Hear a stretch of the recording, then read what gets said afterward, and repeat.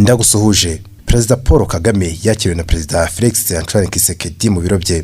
Perezida Paul Kagame ndetse na Perezida Antoine Felix Tshisekedi bagiranye ibiganiro byihariye. Umukuru w'igihugu yageze mu mujyi wa Kinshasa kuwa kane tariki 25 Ugushyingo 2021 aho yitabiriye inama yiga ku myitwarire ikwiriye abagabo ariko idahohotera abagore n'abakobwa. Akigerayo yakiriwe ku kibuga cy'indege na Minisitiri w'Intebe wa Repubulika ya Demokarasi ya Kongo Jean-Michel Sama Lukonde biye guhura na Perezida Antoine Felix Tshisekedi Kilomba. Nyuma ibiro bya Perezida Paul Kagame byanditse kuri Twitter ko umukuru w'igihugu yakiriwe na Perezida Felix Tshisekedi mu ngoro ye izwi nka Palais de la Nation. Perezida Paul Kagame ndetse n'abandi bakuru b'ibihugu bitandukanye bya Afurika bateraniye Kinshasa aho bitabiriye inama ku myitwarire ikwiye abagabo ariko idahohotera abagore n'abakobwa yateguwe na Perezida Tshisekedi ari nawe uyoboye umuryango wa Afurika yunze ubumwe muri uyu mwaka. Perezida Kagame yavuze ko itegurwa ry'inama ryabayeho mu gihe gikwiye cyo kongera kunoza umubano n'imikoranire hagati y'u Rwanda ndetse na Repubulika ya Demokarasi ya Kongo. Yakomeje avuga ko ari ingenzi ko habaho ibiganiro ku mikoranire ihuriweho iganisha ku kubaka amahoro, iterambere n'ituze bitari hagati y'ibihugu byacu gusa ahubwo no mu karere kahandi. Avuga ibi yagize ati wakoze Perezida Tshisekedi kutumire bwo kwitabira inama y'ingenzi ku buringanire, ihohoterwa rikorerwa abakobwa n'abagore ndetse n'uruhare rw'abagabo mu guharanira ko ihohoterwa rikorerwa abagore n'abakobwa rirandurwa. Afurika ifite umusanzu ikwiye gutanga. Iyi nama yahawe insanganyamatsiko igaruka ku myitwarire ikwiye abagabo idahutaza abakobwa n'abagore, iziga kandi ku ngamba zikwiye gufatwa n'abagabo bari mu nzego z'ubuyobozi mu kwirinda no kurandura ihohoterwa rikorerwa abagore n'abakobwa muri Afurika mu byiciro byose. Abakuru b'ibihugu bayitabiriye barimo Perezida Kagame w'u Rwanda, Macky Sall wa Senegal, Nana Akufo-Addo wa Ghana, Denis Sassou Nguesso wa Repubulika ya Kongo, Faure Gnassingbe wa Togo na Perezida Felix Tshisekedi wa Repubulika ya Demokarasi ya Kongo. Inama bitabiriye yateguwe ku bufatanye bw'umuryango wa Afurika yunze ubumwe n'ihuriro ry'abagore bari mu nzego z'ubuyobozi muri Afurika riyobowe na Ellen Johnson Sirleaf wabaye Perezida wa Liberia. Umujyanama wihariye wa Perezida Tshisekedi ushinzwe urubyiruko no kurwanya ihohoterwa rikorerwa abagore, Chantal Molopu, we aheruka kuvuga ko iyi nama izagaruka ku myanzuro ikwiye mu guhangana n'ihohoterwa rikorerwa igitsina gore. Yasobanuye ko hakwiye gufata imyanzuro iboneye mu guhangana n'iki kibazo kiri mu bigitsikamira iterambere ry'umugabane wa Afurika, ahanini kubera ihohoterwa rishingiye ku gitsina, inda zitateganijwe ku bangavu, kudahabwa uburenganzira ku butaka ndetse no guhezwa mu nzego zifata ibyemezo.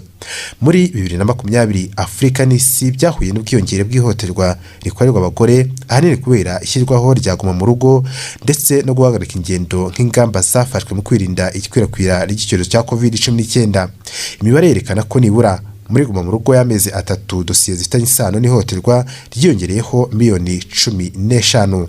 Ku isi nibura umugore umwe muri 3 aba yarakorewe ihohoterwa ndetse nta gikozwe imibare yakomeza gutumbagira.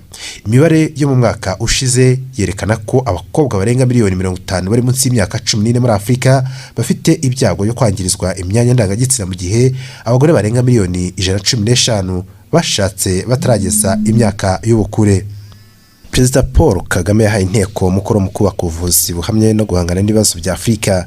Perezida Kagame yavuze ko abagize inteko ishinga amategeko bafite inshingano zo gushyiraho amategeko afasha ibihugu na Afurika kubaka urwego rw'ubuvuzi ruhamye no guhangana n'ibibazo byasizwe na COVID-19. Ni ubutumwa yatanze kuwa gatatu hari tariki 24 Ugushyingo uyu mwaka ubwo yatangizaga inama ya 17 y'abaperezida b'inteko zo mu bihugu bikoresha icyongereza mu karere ka Afurika. Iyi nama yateraniye i Kigali yayitabiriwe n'abantu batandukanye barimo abayobozi mu nzego za leta, abahagarariye ibihugu byabo mu Rwanda n'abandi. Ni inama kandi ibanze ku biganiro biganisha ku kwimakaza ikoranabuhanga mu mikorere y'inteko ishinga amategeko no kuvugurura uburyo bw'imikorere ikwiye by'umwihariko nyuma y'ingaruka zasizwe na COVID-19. Perezida Paul Kagame yashimye ko abagize inteko zishinga amategeko bagize uruhare mu guhangana n'icyorezo cya COVID-19. Ati mu gihe tugikeneye kuva mu ngaruka twatewe n'icyorezo, inteko ziracyakeneye kuba ku isonga mu kubaka ubudahangarwa bwa Afurika by'umwihariko mu rwego rw'ubuzima n'ibindi byahungabanya abaturage. Umukuru w'igihugu yavuze ko kugera kuri iyi ntambwe hari ingingo enye zikeneye kwitabwaho n'abagize inteko zishinga amategeko mu iterambere rya Afurika. Ati icyambere ndahamagarira inteko zose gusinya amasezerano yemeza ishyirwaho ry'ikigo nyafurika cyita ku miti African Medicine Agency cyatangiye gukora. Amasezerano yashyizweho umukono hagamijwe gufasha Afurika gukorera imiti n'inkingo byujuje ubuziranenge imbere ku mugabane. Muri 2019 nibwo inteko y'umuryango wa Afurika yunze ubumwe yatangije umushinga wo gushyiraho iki kigo nk'uburyo bwo gufasha umugabane wa kuzamura ubuziranenge bw'imiti iwukorerwamo.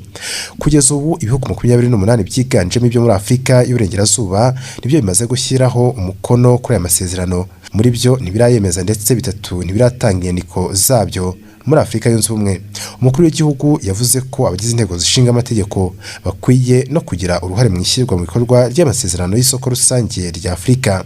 Avuga ibi yagize ati bafite uruhare mu ishyirwa mu bikorwa ry'isoko rusange rya Afurika ndetse n'amasezerano ya Paris ajyanye no kubungabunga ibidukikije.